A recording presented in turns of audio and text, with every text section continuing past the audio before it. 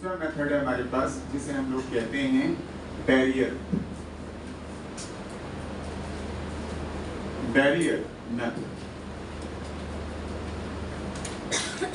अब barrier method ही क्यों कहते हैं?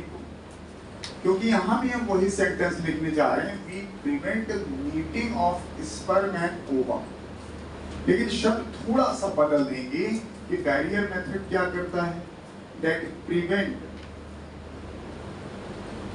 फिजिकल मीटिंग ऑफ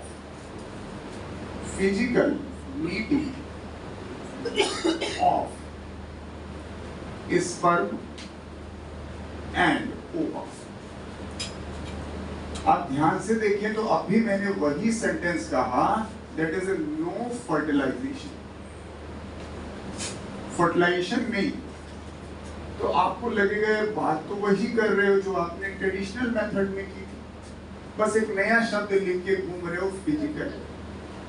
लेकिन अगर आप उस पूरे टॉपिक को रिवाइज करके देखिए, तीनों मेथड में, चाहे आपने पीरियोडिक एब्स्टिनेंस पढ़ा, क्वाइटस इंटरप्टस पढ़ा या लैक्टेशनल एमिनोरिया पढ़ा, तीनों जगह पर जेनाइटल ट्रैक्ट में एक ही गैमीट है। जब स्पर्म है तो ओवा नहीं, और जब अंडा है तो स्पर्म नहीं, यही तो पढ़ा था। लेकिन यहाँ पर दोनों रहेंगे। हम कुछ ऐसा करेंगे कि दोनों मीट ना करने पाए। कैसे? लिखा है prevent physical meeting of sperm and ova due to presence of mechanical barrier. हम बीच में कोई बैरियर क्रिएट कर देंगे। वहां पर हम लोगों ने ऐसा शब्द इस्तेमाल नहीं किया था। वहां का लॉजिक था कि दोनों गैमीट में से एक ही गैमीट एट ए टाइम हो, एक समय में एक ही गैमीट। जिस समय ओवुलेशन के चांसेस हो उस समय स्पर्म ही ना हो, और जिस समय स्पर्म हो उस समय ओवुलेशन के चांसेस ना हो। तो ये उनसे अलग हो गया। अगर आप ध्यान नहीं देंगे तो आप यही खड़े रहेंगे, सर ने नो फर्टिलाइजेशन कहा है खाली। दोनों में अंतर है, ये बात रखिएगा। अभी मैं जितने मेथड पढ़ाऊंगा तकरीबन सब जगह यही आंसर आएगा, नो फर्टिलाइजेशन। तो फर्स्ट लाइन क्लियर कि बैरियर मेथड में हम वो सारे मेथड पढ़ेंगे जो स्पर्म और ओवा को फिजिकली मीट ना होने दे, बीच में कोई बाधा क्रिएट कर दें, एक मैकेनिकल बैरियर क्रिएट कर। अब इसमें एग्जांपल्स कौन कौन से होंगे? एग्जांपल्स में हम इसमें दो लोग रखेंगे। पहला एग्जांपल है कंडोम, और दूसरा एग्जांपल हम लिखेंगे एंड दैट इज तीन एक साथ। एक का नाम है डायाफ्राम, दूसरे का नाम है सर्वाइकल कैप, और तीसरे का नाम है वॉल्व। हमारे देश में ये तीन चीजें थोड़ी पॉपुलर कम है, diaphragm, cervical cap and valve, इसलिए लोगों को इसकी जानकारी भी काफी कम है। तो हम कंडोम की बात करें। कंडोम दो तरह के होते हैं, एक कहलाता है मेल कंडोम, और सामान्यतः जब हम कंडोम कहते हैं तो समझते हैं हम मेल कंडोम ही है, और दूसरा कहलाता है फीमेल कंडोम, जिसे हम फेमी कंडोम कहते हैं। और दोनों नाम आपको जानना इसलिए जरूरी है कि दोनों की फोटो आपकी किताब में बनी, तो वो पहचानने को आ जाता है कि बताओ ये कौन है। इसमें डायग्राम देखेंगे, कंट्रासेप्टिव में 4 डायग्राम बने, 2 कंडोम के बने हैं, एक कॉपर टी का बना है और एक नॉर्प्लांट बना है। खैर, तो जो मेल कंडोम है और फीमेल कंडोम है, जाहिर है मेल कंडोम कह रहा हूं यूज्ड बाय मेल, और फीमेल कंडोम कह रहा हूं यूज्ड बाय फीमेल। तो चाहे जो कंडोम हो, मेल या female, it is always made up of that is thin rubber. एक बहुत पतली सी रबर होती है, उससे बना होता है, या लेटेक्स शीट इनसे बना होता है। वो नॉर्मल रबर नहीं होती है, या नॉर्मल शीट नहीं होती, काफी चिकना सा होता है। अब अलग अलग कंपनी अलग अलग तरीके से बना पाती है। लेकिन अगर आप फोटो देखें अपनी किताब में तो वो पहचानने का तरीका है कि जो मेल कंडोम की फोटो बनी है वो ऐसी बनी होगी। आप देखें तो देख सकते हैं, like just like in balloon. जो पिचका हुआ बैलून होता है वो कंडोम इसी तरह का दिखेगा, लेकिन फीमेल कंडोम कैसे पहचानेंगे? अब देखिएगा आपके पास जो डायग्राम बना हो वो भी कुछ ऐसा ही बना होगा, लेकिन ध्यान से देखिए उसमें दो छल्ले दिखाई देंगे, बस देखने की नजर चाहिए आपको। यहाँ पर दोनों साइड में आपको छल्ले दिखाई देंगे और यहाँ महसूस करेंगे तो एक ही साइड में छल्ला दिखाई देगा। बस कोई मेटेलिक इंस्ट्रूमेंट नहीं होता, ये सिर्फ रबर या लैटेक्स शीट का ही बना, लेकिन इसका मतलब मैंने ये नहीं कहा कि इसमें दो तरफ से छेद होता है, इसमें ऐसा नहीं कह रहा हूँ, छेद तो एक ही तरफ होगा, इधर बंद होगा। अभी मैं इसका महत्व तो बताऊंगा क्यों। अब आप पहचान पाओगे कौन सा मेल कंडोम और कौन सा फीमेल कंडोम, क्योंकि सामान्यतः ये हमारे देश में पॉपुलर नहीं है, इसलिए आप देख भी नहीं पाते और सुनते हैं तो बहुत सारे लोग चौंक जाते हैं कि ऐसा कैसे हो सकता है। सर इन दोनों कंडोम की बात जो कर रहे हैं उसमें सबसे बड़ा बेनिफिट क्या है? जो सबसे बड़ा बेनिफिट है कोई भी इनमें से कंडोम यूज किया जाए, that is a self use, आप स्वतः यूज कर सकते हैं, यानी इस्तेमाल करने के लिए आप किसी अन्य की जरूरत नहीं पड़ती। क्योंकि जैसे अभी आप कॉपर टी पढ़ोगे तो खुद नहीं कॉपर टी अपने शरीर में लगा सकते, you have to go to the doctor, वही कॉपर टी आपके शरीर में लगाना। लेकिन यहाँ तो आप सेल्फ यूज कर सकते हैं, तो प्राइवेसी आपकी मेंटेन है, कोई दूसरा जान ही नहीं पाएगा कि आप कंडोम यूज कर रहे हैं, सिर्फ वो कपल महसूस कर पाएगा जो सेक्स कर रहे हैं। यानी आप कह सकते हैं maintains privacy, maintains privacy.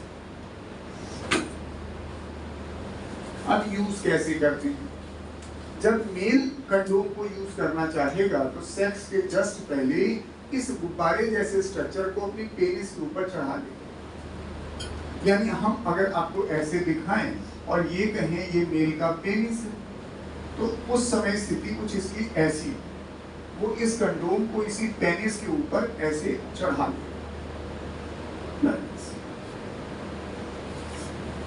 Female कैसे यूज करेगी? तो फीमेल वाला डायग्राम देख पाएगी, जैसे फीमेल में जेनेटिक ट्रैक हम ऐसे देखें, ये यूट्रस वाला हिस्सा हो गया, समझ पाए तो नीचे सर्विक्स है और समझ पाए तो ये वजाइना है। तो ये अपने इस कंडोम को यहाँ पर बाहरी जो छल्ला होता है वो छल्ले को वजाइना के ऊपर फिट कर लेती है, और जो अंदर वाला छल्ला होता है वो सर्विक्स के अंदर पहुंचा करके इसमें फिट कर दिया, ऐसे फिट होता है। जो बाहर वाला ओपन वाला छल्ला है ये वजाइना पे लगा दिया, जो अंदर वाला छल्ला है वो सर्विक्स में फिट कर दिया, और ये वाला हिस्सा तो बंद होगा, इसको ओपन मत समझिए। यानी ये सेक्स करने से जस्ट पहले इसको मेल अगर यूज करना चाहे तो पेनिस पे चढ़ा लेगा, फीमेल यूज करना चाहेगी तो cover the vagina and cervix. तो यानी यस, ये क्या करेगा? कवर वजाइना एंड सर्विक्स, और ये कवर पेनिस। जी खत्म। अब इसका बेनिफिट कैसे मिला? अगर मान लीजिए हम इसी कंडोम की बात करें तो मेल अपना पेनिस जब इंसर्ट करेगा सेक्स के दौरान तो इसी के अंदर तो पहुंचेगा, तो जब वो इजाकुलेशन करेगा तो इसी बलून यानी इसी कंडोम के अंदर ही तो करेगा, और उसके बाद सेक्स के बाद इसको निकाल के बाहर कर दिया जाएगा। तो क्या कोई सीमेन या स्पर्म ऊपर जा पाया? पड़ी, that is because of the mechanical barrier. अब अंडा यहाँ पर है भी तो भी क्या अंडे के साथ स्पर्म की मीटिंग हो पाई? नहीं हो पाई। The term is the mechanical barrier, prevent meeting of sperm होगा। यही बात हम मेल के लिए कहें। अगर फीमेल कंडोम यूज नहीं हो रहा है, मेल कंडोम यूज कर रहा है, तो मेल अपने स्पर्म को, सीमेन को इसी में तो डाल पाएगा, और इसी कंडोम के अंदर सारा सीमेन इकट्ठा रहेगा, तो वो सीमेन फीमेल जेनिटल ट्रैक्ट में रिलीज ही नहीं होगा। जब रिलीज नहीं होगा तो फर्टिलाइजेशन नहीं हो सकता। यानी दोनों में से कोई भी कंडोम यूज करेंगे तो semen is released into the condom, male use करेगा तब भी कंडोम में सीमेन रह जाएगा, फीमेल यूज करेगी तब भी उसी के कंडोम में रह जाएगा। यानी किसी भी सूरत में usually semen is not released in the female genital tract. यानी पॉइंट सीमेन यानी sperm not released in female genital tract। लगता ऐसा है कि फीमेल जेनिटल ट्रैक्ट में रिलीज कर रहे हैं, लेकिन वो रिलीज कहां कर रहे हैं? But released in condom. सारा का सारा जो सीमेन है वो कंडोम में इकट्ठा हो जाएगा। ये दोनों समझ में आना चाहिए, क्योंकि शायद मेल कंडोम लोग समझ तो लेते हैं, फीमेल कंडोम समझ ही नहीं पाते, क्योंकि हमारे देश में पॉपुलर नहीं है, इसलिए इसका डिस्कशन भी कहीं आपको मिलता नहीं, आपकी किताब में भी नहीं मिलता। बस सिर्फ ये लिखा है कि female condom covers vagina and cervix. तो डायग्राम देखेंगे तो समझ में आ सकता है। अगर ये लाइन देख पा रहे हैं कि हम सिर्फ कंडोम में ही सीमेन रिलीज कर रहे हैं तो फर्टिलाइजेशन तो नहीं होगा ना। हमें अंडे से कोई मतलब ही नहीं है, अंडा है भी तो क्या फर्क पड़ता है। ये स्पर्म ऊपर जा ही नहीं पा रहा है, मींस आंसर आ गया no fertilisation.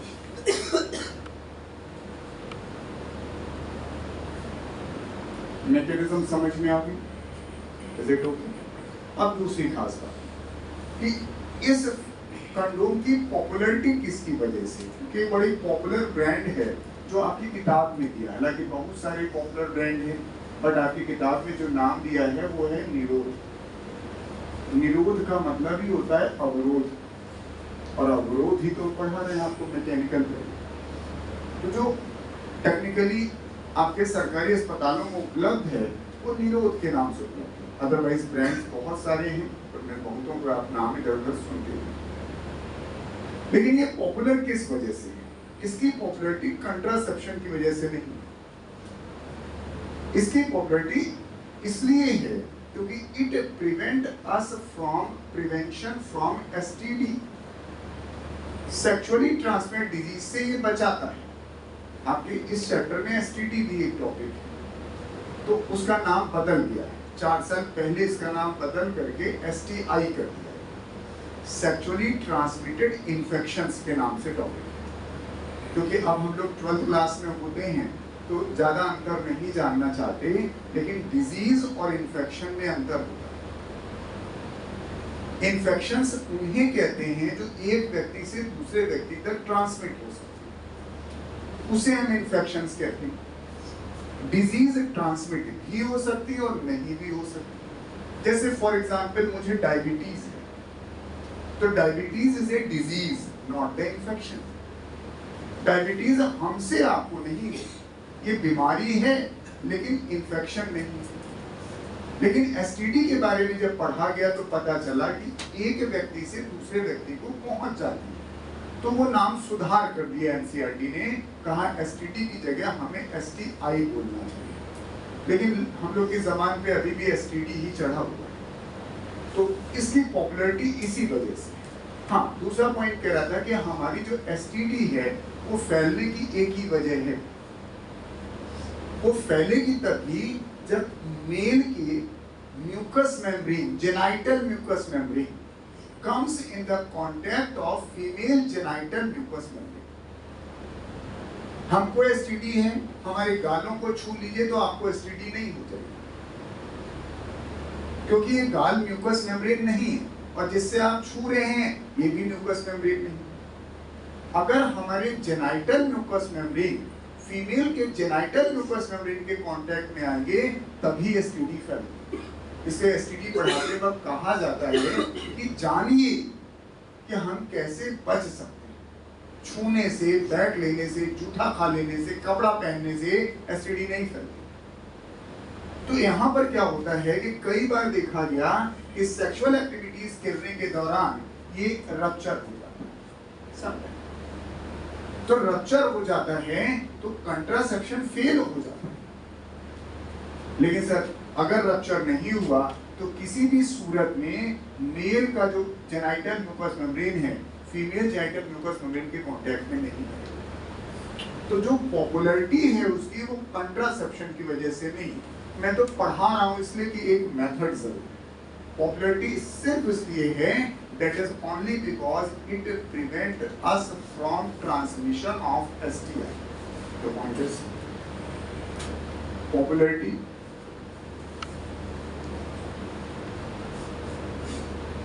of condom is because it prevent transmission of STIs। Language देखिएगा आपकी एनसीईआरटी की, तो वहां पे ये भी लिखा, जबकि हमें पता है कि एसटीडी एड्स एक एग्जाम्पल है। अगर आप एसटीआई ही लिख जाते तो एड्स लिखने की जरूरत थी नहीं, लेकिन एनसीईआरटी ने लिखा है तो मुझे ध्यान था तो मैंने लिख दिया। ये इसकी पॉपुलैरिटी है और वजह मैंने आपको बताई, फिर मैं एसटीडी में एक बार रिपीट करूं। लेकिन सर इसमें कोई साइड इफेक्ट नहीं, अगर हम कंट्रासेप्शन की बात करें तो नो साइड इफेक्ट, क्योंकि कोई केमिकल थोड़ी ना यूज किया आपने। लेकिन efficacy is not very good, लेकिन वेरी गुड नहीं। तो इफिकेसी जो हम लिखते हैं effective is good but not very good, ये ध्यान रखिएगा। अच्छी तो है लेकिन बहुत अच्छी नहीं है। ये हम नहीं कह सकते कि अगर हम कंडोम यूज कर रहे हैं तो बच्चा नहीं हो भी सकता, क्योंकि सेक्स एक ऐसी प्रक्रिया है जिसमें कुछ फ्रिक्शन होने की वजह से ये रप्चर होने के चांसेस होते। तो अगर ऐसा हुआ, ये रप्चर हो गया या ये रप्चर हो गया, तो हम तो कॉन्फिडेंट हैं कि बच्चा नहीं होगा, लेकिन बच्चा हो जाएगा। तो इसीलिए मैंने इस बात को पहले लिखा कि आप पढ़ रहे हैं कंट्रासेप्शन, लेकिन वास्तव में इसकी पॉपुलैरिटी किसी अन्य वजह से। और पहली बार जब कंडोम इजाद हुआ था दुनिया में तो इसी वजह से इजाद हुआ। इसका फर्स्ट इस्तेमाल हुआ था प्रिवेंशन फ्रॉम एसटीडी, बाद में हमने इसको टेक्निकली इसमें यूज करना शुरू किया। क्लियर हुआ एसटीडी का? दूसरा हिस्सा देखिए, डायाफ्राम, सर्वाइकल कैप, ये तीनों लगभग एक ही तरह की है। अब कई लोगों ने देखा भी नहीं होता कि होता कैसे, और डायाफ्राम नाम पढ़ो तो लोग छाती ले खड़े हो जाते हैं, बस बताओ यही है। डायाफ्राम का मतलब होता है किसी चैम्बर को दो हिस्सों में डिवाइड करने वाला बैरियर। सर है ना इतना बड़ा चैम्बर, इतने बड़े चैम्बर को बीच से डिवाइड कर दूं, लेकिन हम लोगों ने ये डायाफ्राम बहुत पढ़ा, इससे तुरंत यही याद रहा। ये यहाँ भी डायाफ्राम की कभी आप फोटो देख पाइए, तीनों की देख पाइए, तो लगभग ये ऐसी होती है, ऐसी हो सकती है, ऐसी हो सकती है और ऐसी हो सकती है। वो बच्चे जिसमें दूध पीते हैं देखा आपने, बोतल में ऊपर एक निप्पल लगा बोनी वाला, वो कई बार वॉश करके हटाते हैं, तो जो उसका शेप है ना रबड़ वाले का शेप, ऐसे ही तो होता होगा, सेम ऐसे। अब आप थोड़ा लंबा कर दोगे तो कंडोम जैसा दिखाई देगा, लेकिन देयर इज अ डिफरेंस, ये इतना ही बड़ा।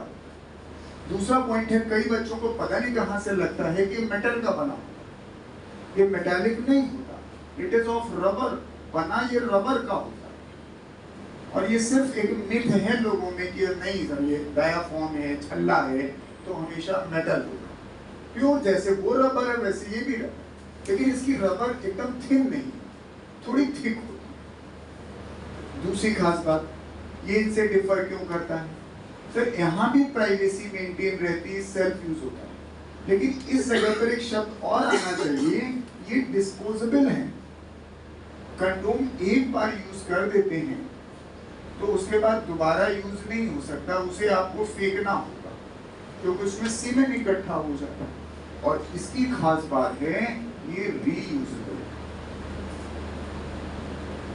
एक बार आप इस्तेमाल कर लें, फिर धो पोंछ के फिर इस्तेमाल कर सकते। और इन दोनों के बारे में लोगों को ज्ञान कम इसलिए होता है कि ना देखा होता है, ना सुना होता है, ना कहीं पर इसका लोग जिक्र करते हैं, खाली आप एनसीईआरटी में पढ़ते।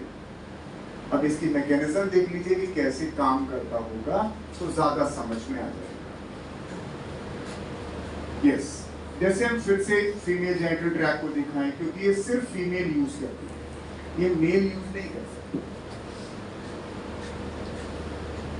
ये सर्विक्स हो गया, ये वेजाइना हो गया। तो जब भी सेक्स करना होगा तो सेक्स के जस्ट पहले फीमेल इन तीनों में से जो भी इंस्ट्रूमेंट यूज कर रही है अपनी वेजाइना के अंदर पुश करती है और ले जाके यहाँ फंसा देती है इस जगह, क्योंकि सर्विक्स तो एकदम ऐसी स्थिति है ये, तो इसी में इसको घुसेड़ देगी और घुसेड़ करके छल्ले को लाके यहीं पर फंस जाएगी। जैसे अब ध्यान से पढ़िएगा, जब आप फीमेल कंडोम पढ़ रहे थे, that is used to cover vagina and cervix, और अभी क्या किया हमने, used to cover only cervix. Confuse मत होइएगा, वहां पे हमने फोटो में ऐसे दिखाया, कहा वेजाइना और सर्विक्स दोनों कवर, लेकिन यहाँ सिर्फ सर्विक्स कवर। अब यस, यही आपके पास नाम दिया हमने, जो कि to cover cervix not vagina. ये बात मैं डायाफ्राम के लिए कर रहा हूं, या फिर आप सर्वाइकल कैप कहना चाहें, या फिर आप वॉल्ट कहना चाहें, तीनों की मैकेनिज्म एक ही है, इसलिए मैंने तीनों को डिफरेंशिएट नहीं किया। अब यहाँ पे क्या होगा, ये फीमेल ने यूज किया, मेल अपनी पेनिस को इसके अंदर इंसर्ट करेगा जब सेक्स करना हो, वेजाइना तक ही तो पहुंचता है पेनिस, सर्विक्स में तो पहुंच नहीं जाएगा, तो इजाकुलेशन भी करेगा। तो यहाँ मेल इजाकुलेट फीमेल जेनिटल ट्रैक्ट में ही करता, और यहाँ पे आप क्या कहते थे, semen not released in the female genital tract but released into the condom, और यहाँ पर देखिए semen released into the vagina। अब उसके बाद पेनिस विड्रॉ कर लिया, लेकिन अब जो स्पर्म है वो सर्विक्स के रास्ते ही तो ऊपर चढ़ेंगे, वहां तो लगा है क्या, मैकेनिकल बैरियर, वहां हमने लगा रखा है मैकेनिकल बैरियर, तो sperm are not able to ascend. एक और खास बात कि जब हम कंडोम यूज करते हैं तो सेक्स के तुरंत बाद इसे विड्रॉ करते हैं, लेकिन जब हम सर्वाइकल कैप यूज करते हैं तो तुरंत बाद इसे नहीं हटाया जाता, इसे 8, 10, 12 घंटे तक अंदर ही रखते हैं, क्योंकि तुरंत आप हटा दोगे तो 4, 6, 10, 20, 50 इस पर में छुपे होंगे, वो भूल जाएंगे, तो उसे हम यही रखे रहते हैं, और अब इस पर में ही पड़ा रहेगा, तो ज्यादातर स्पर्म तो फैगोसाइटाइज हो जाएगा, बहुत सारे स्पर्म इसी में मर जाएगा, डब्ल्यूबीसी खा जाएंगे, और जब आप 12 घंटे के बाद इस सर्वाइकल कैप को हटाओगे तो इनकी औकात नहीं रहेगी ऊपर जाने की, फर्टिलिटी खत्म हो चुकी है। इसलिए 12 घंटे, 18 घंटे, 16 घंटे के पहले इसको नहीं हटाया जाता, तुरंत हटा देंगे तो कोई इफिकेसी का मतलब ही नहीं रहा। तो आंसर अब भी रहा ना, मैकेनिकल बैरियर। तो ये थोड़ा समझ लीजिएगा, अदरवाइज ये समझ में आता नहीं तो लड़का एक लाइन में पढ़ के भाग लेता। हम रीयूजेबल है, हटा के फिर धुल के फिर रख देते हैं, फिर जब कभी सेक्स करना होगा फिर उसके आपको इस्तेमाल कर सकते। यानी इस स्थिति में हमने क्या कहा, that is semen released in vagina but no fertilisation. क्यों? Because of mechanical barrier, mechanical barrier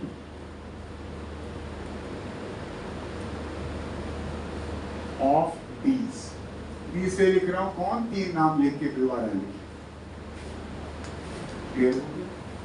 अब एक अंतिम बात सुनो सर, इफिकेसी इसकी भी बहुत अच्छी नहीं, अच्छी है, बहुत अच्छी नहीं, क्योंकि यहाँ पे ये कहा गया कि ये सर्विक्स में फिट कर दिया जाता है, तो कई बार सेक्स के दौरान ये थोड़ा हिल जाता है, और जरा सा हिल जाएगा तो कुछ माइन्यूट सा गैप होगा, उससे हो सकता है कोई स्पर्म माइक्रोस्कोपिक स्ट्रक्चर है वो चढ़ जाए।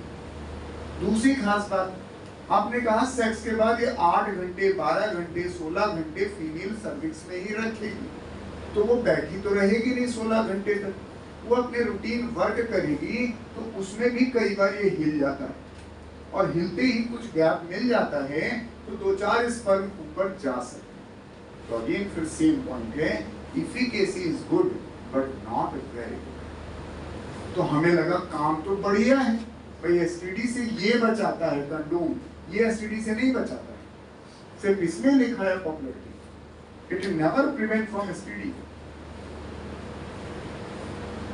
नेवर प्रिवेंट फ्रॉम एसटीडी या एसटीआई हमें लिखना चाहिए, क्योंकि हम म्यूकस मेम्ब्रेन तो कांटेक्ट में आ ही जाती है ना, वहां नहीं आ।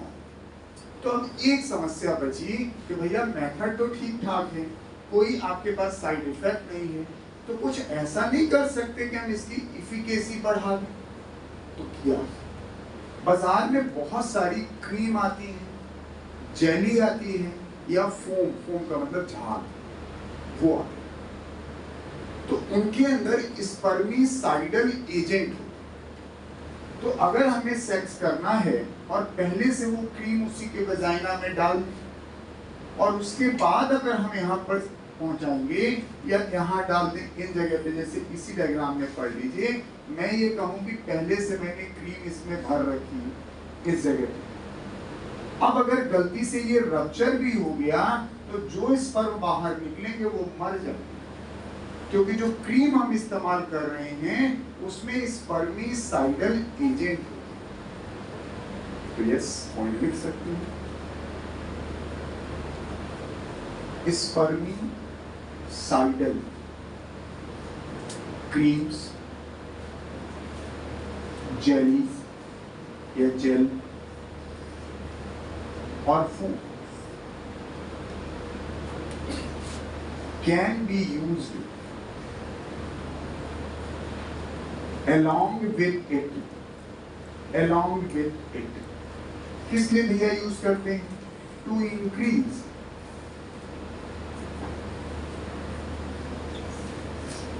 It's efficiency.